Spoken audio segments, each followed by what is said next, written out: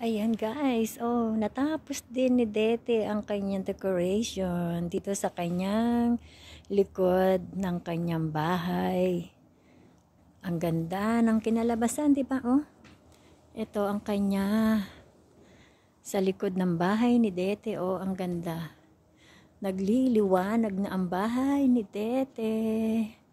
Paskong Pasko na sa bahay ni Dete. Napakaganda ng kanyang mga dekorasyon. Sub tayo para medyo kitang-kita yung let it snow, let it snow. Yan. Ang ganda talaga. Natapos din. Sa loob na lang, harap at likod tapos na. Bali, sa loob ng bahay na lang. Nagliliwanag, ang ganda.